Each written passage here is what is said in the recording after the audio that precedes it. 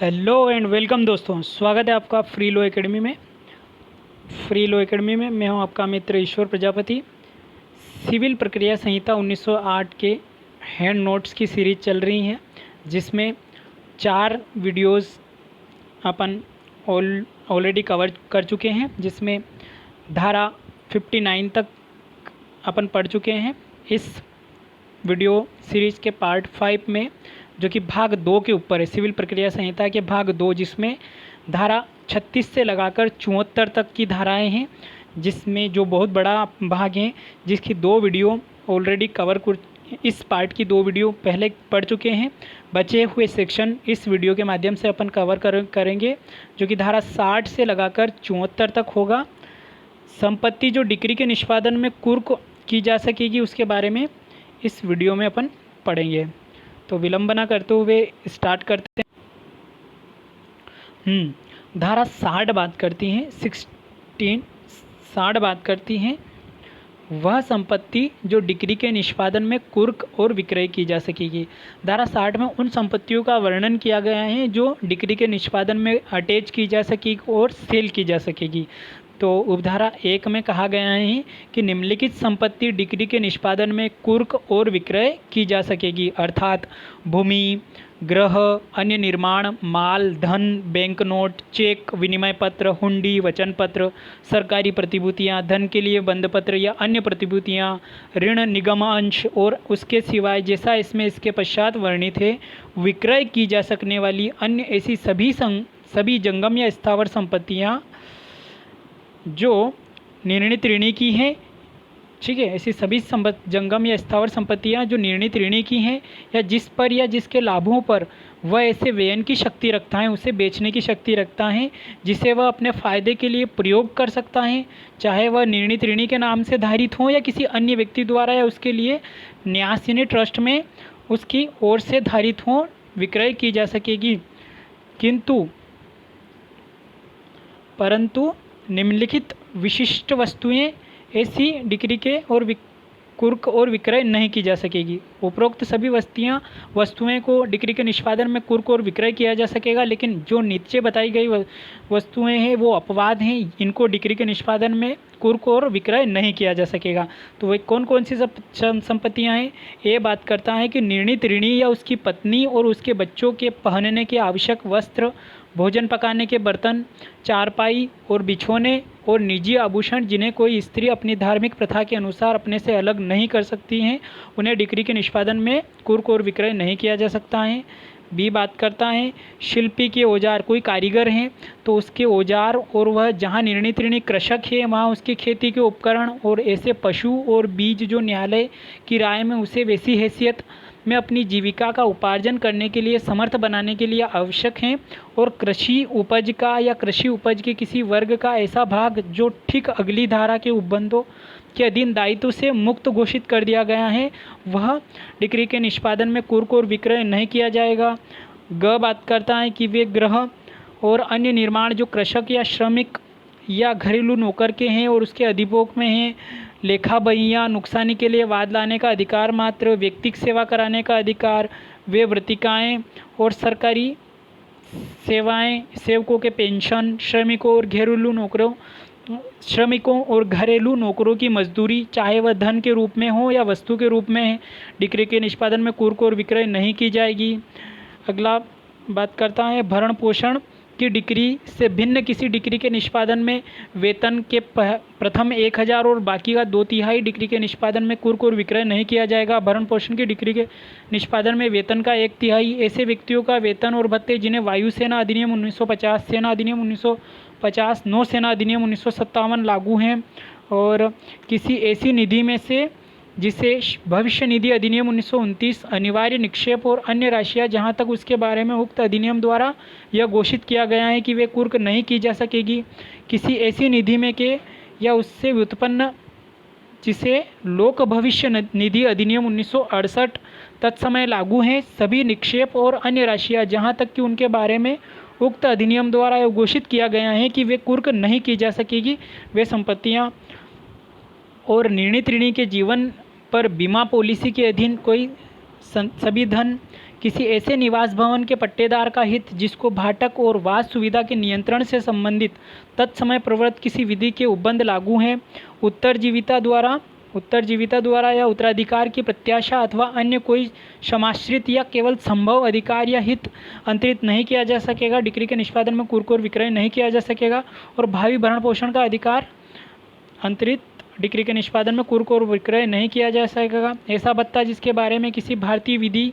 ने यह घोषित किया है कि वह डिक्री के निष्पादन में कुर्क और विक्रय के दायित्व छूट प्राप्त हैं, तथा जहां निर्णीत ऋणी कोई ऐसा व्यक्ति है जो भू राजस्व के संदाय के लिए दायी है, वहां कोई ऐसी जंगम संपत्ति ऐसे राजस्व की बकाया वसूली के लिए विक्रय से ऐसी विधि के अधीन छूट प्राप्त हैं जो तत्समय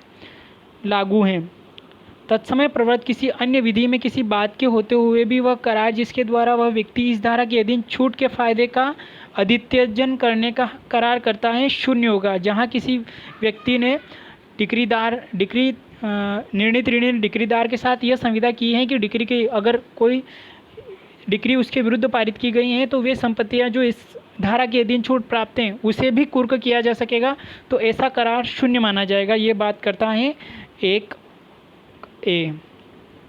उपधारा 260 की उपधारा 2 में कहा गया है कि इस धारा की किसी भी बात के बारे में यह नहीं समझा जाएगा कि वह किन्हीं ऐसे ग्रहों या अन्य निर्माणों को ऐसे किसी ग्रह निर्माण आस्थान या भूमि के भाटक के लिए डिक्रियों के निष्पादन में कुर्की या विक्रय से छूट देती हैं। धारा 61 बात करती हैं कृषि को भागतः छूट, कृषि उपज जो है उसको कृषि के उपज को भागतः छूट दिया गया है। 61 के तहत सभी कृषकों या कृषकों के किसी वर्ग की दशा में डिक्री के निष्पादन में कुर्की और दायित्व से छूट प्राप्त होगी। 61 के तहत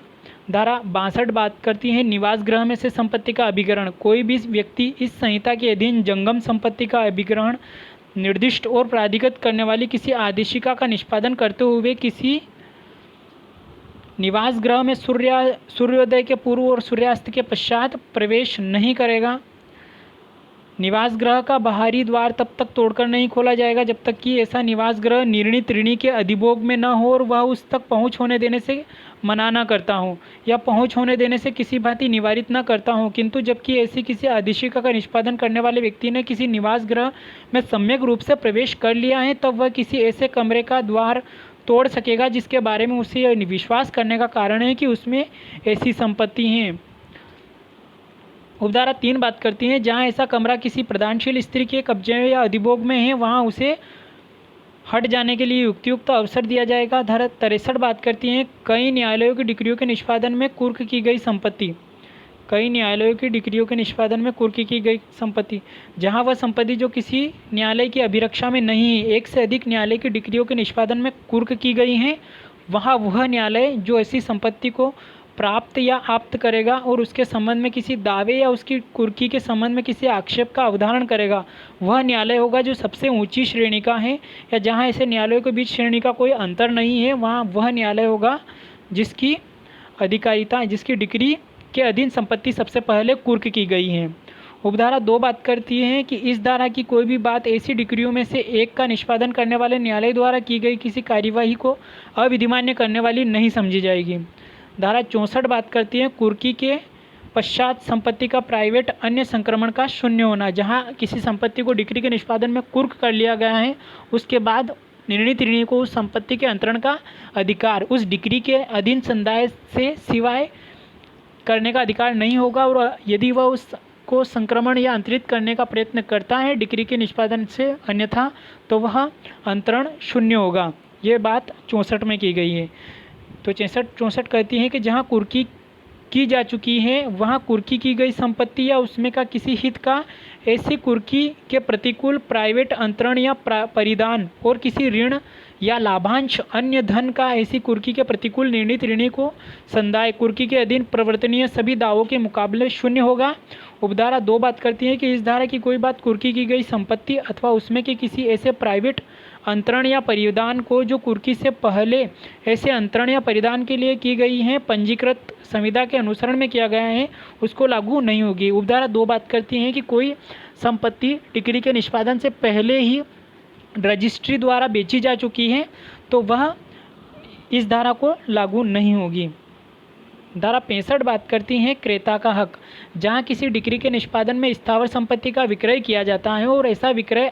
एब्सोल्यूट हो जाता है, यानी पूर्ण हो जाता है स्थावर संपत्ति का, वहाँ यह समझा जाएगा कि संपत्ति उस समय से जब विक्रय किया गया है, ना कि उस समय से जब विक्रय आत्यंतिक हो। जब से विक्रय किया गया उसी समय से आत्यंतिक हो चुकी है, क्रेता में निहित हो चुकी होगा उसका स्वामित्व स्थावर संपत्ति का, ना कि जब से विक्रय आत्यंतिक हुआ।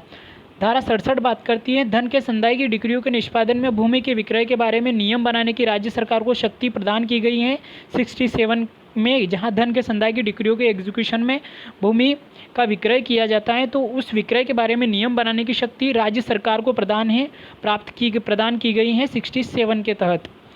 67 के बाद आती है 72 तक की सभी धाराएं रिपील हैं, निरसन किया गया है। 73 है निष्पादन विक्रय के आगामों को डिक्रीदारों के बीच आनुपातिक रूप से वितरित किया जाने का प्रावधान धारा 73 में किया गया है। और धारा 74 बात करती है निष्पादन का प्रतिरोध।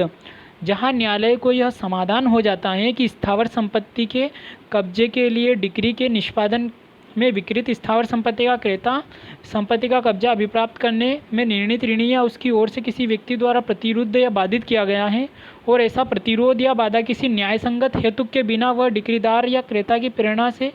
न्यायालय निर्णीत ऋणी या अन्य व्यक्तियों को ऐसी अवधि के लिए सिविल कारागार में निरुद्ध करने का आदेश दे सकेगा जो 30 दिन तक की हो सकेगी, और यह अतिरिक्त निर्देश दे सकेगा जो डिक्रीदार या विक्रेता को संपत्ति का कब्जा दिलाया जाए।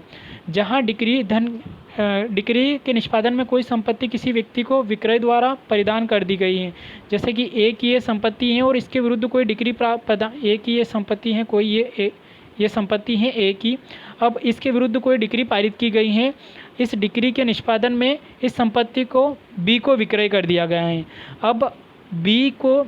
इस संपत्ति का कब्जा लेने से निवारित करने के लिए ए कोई व्यवधान उत्पन्न कर रहा है तो इसके आवेदन किए जाने पर न्यायालय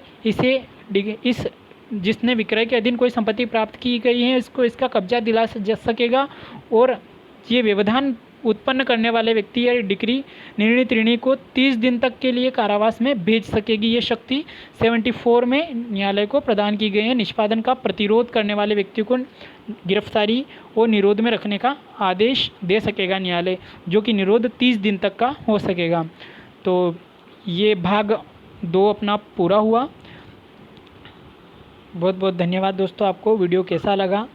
आप कमेंट करके बताएं हमें, और हमारे वीडियो को लाइक शेयर और सब्सक्राइब अवश्य करें। धन्यवाद।